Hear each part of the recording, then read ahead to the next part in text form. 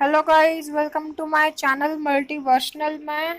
तो मैं हूं आपके साथ दक्ष सेजवाल। तो मैं आज की वीडियो में आपको बताने वाला हूं कि ऐश की वो टॉप 5 मिस्टेक्स क्या थी जो ऐश को पोकेमॉन मास्टर बनने से रोक रही थी।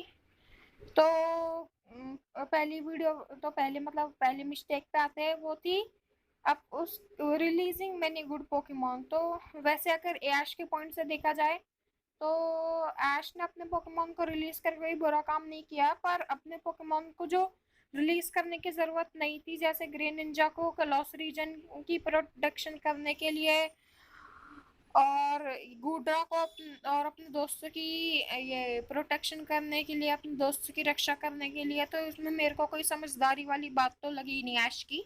और ऐश ने अपने पिजियॉट को बोला था वो कैंटो रीजन में कि वो पिजियॉट के पास वापस आएगा, पर ऐश कभी वापस आया नहीं। और अभी वो सीजन कौन सा था, वो जो जो कौन सा भी सीजन हो, पर अब देखो गाइस सीजन 23 चल रहा है, तो अभी तक आया नहीं। और तो फिर अगर ऐश अपने पोकेमोन को रिलीज नहीं करता तो फिर जो वो पोकेमोन मास्टर बन सकता था बाकी रीजन्स में भी। और चलिए अब दूसरे मिस्टेक की तरफ आते हैं। दूसरी मिस्टेक है उसकी putting all his trust in Palpitoad. तो फिर पाल्पिटोड आपको भी पता है कि एक कैसा पोकेमोन है। तो फिर पाल्पिटोड एक वाटर और पॉइजन टाइप पोकेमोन है। तो फिर यूनोवा रीजन में ऐश ने अपना सारा ट्रस्ट पैल्पिटोड पे दिया था, तो फिर पैल्पिटोड पे ट्रस्ट देने की जरूरत नहीं थी, क्योंकि उसके पास और भी बढ़िया पोकेमोन थे जैसे कि पिकाचू और भी। तो फिर जैसे कि हमने एल्सा के साथ मैच देखा था, उसका जिम बैटल, तो ऐश ने अपना सारा ट्रस्ट पैल्पिटोड पे दिया था, तब जबकि वो जो जिम था वो 3 वर्सेस 3 पोकेमोन था और ऐश ने अपना सारा ट्रस्ट पैल्पिटोड पे दिया, तो फिर ये गलत था। अगर ऐश अपने दूसरे पोकेमोन पर भी पूरा ट्रस्ट देता तो फिर वो हो सकता है इवॉल्व होते। अब हम गाइस आते हैं मिस्टेक नंबर 3 पर। मिस्टेक नंबर 3 है वेकिंग अप लेट। तो जैसे कि आप सबको पता है, पोकेमोन के फर्स्ट एपिसोड में ऐश जो होता है वो अपने पहले पोकेमोन के लिए बहुत बेताब होता है, उसे बहुत चाहिए होता है उसका पहला पोकेमोन, वो वेट नहीं कर पाता है। तो फिर इसी एक्साइटमेंट के चक्कर में वो ना सो जाता है, तो फिर सोने के बाद वो लेट उठता है। और उसके बाद जब वो प्रोफेसर ओक की लैब में जाता है तो फिर तीनों स्टार्टर चार्मेंडर बल्बासोरस स्क्वार्टल तो जा चुके होते हैं। और फिर वो होता है क्या कि ऐश को तो तब भी किसी तरह एक स्टार्टर मिल जाता है जो होता है पीकाचू। ठीक है, तो गाइस मैं ये नहीं कह रहा पीकाचू एक अच्छा पोकेमोन नहीं है, पीकाचू भी बहुत अच्छा पोकेमोन है, बहुत ताकतवर है।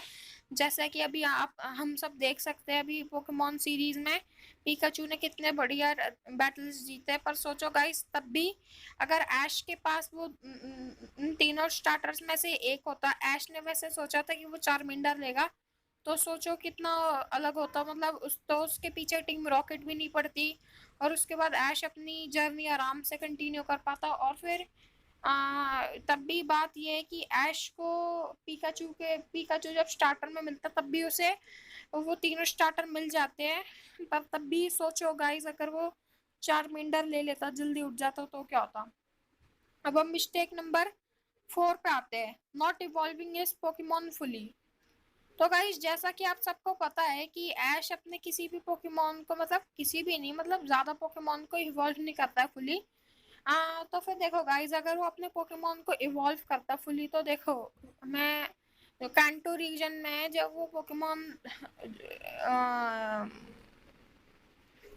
जब वो उसमें था ये पोकेमोन लीग में, तो फिर उसके बाद उस अगर ऐश अपने बल्बासोरस स्क्वार्टल को कम से कम सेकंड स्टेज तक तो ले आता तो बात अलग होती है। ऐश हो सकता कि वो जीत जाता है, ऐश फुली इवॉल्व नहीं करता है, वो बात अलग है। ऐश ने अपना चार्मेंडर फुली इवॉल्व कर लिया था और उसके बाद तो फिर मैं यही कह रहा हूँ कि ऐश अपने पोकेमोन को फुल इवॉल्व नहीं कर रहा है। और उसके बाद ये सिनो रीजन में ऐश ने अपने गिबल को फुली इवॉल्व नहीं किया। तो गाइस सोचो, अगर गिबल ऐश अपने गिबल को फुली इवॉल्व कर लेता तो होता क्या, कितना वो एकदम एक पावरफुल गार्चम्प बन जाता, तो सोचो उसकी बात अलग ही होती।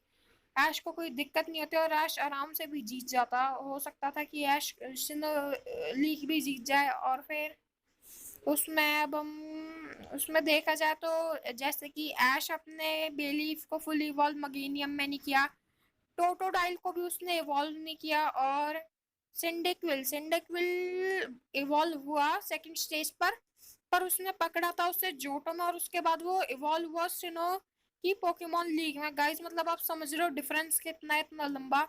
तो फिर उसके बाद आगे देखा जाए तो ऐसे कुछ पोकेमॉन और है जिससे ऐश ने इवॉल्व नहीं किया, और अगर वो इवॉल्व हो जाते तो बात अलग होती। जैसे कि ऐश का पिग्नाइट अगर वो एम्बोर में इवॉल्व हो जाता तो गाइस बात अलग होती, बहुत तगड़ा पोकेमॉन बनता और ये सारे पोकेमॉन बहुत पावरफुल बन जाते और ऐश भी एक पोकेमॉन मास्टर बन जाता आराम से। अगर ऐश थोड़ा पोकेमॉन इवॉल्व करने पर भी ध्यान देता। और उसके बाद अब लास्ट मिस्टेक थी उसकी, not choosing is best Pokemon for the Pokemon league. तो फिर गाइस ये है जैसे कि ऐश ना हमेशा अपनी बेस्ट पोकेमॉन टीम तो चुनता नहीं है पोकेमॉन लीग के लिए।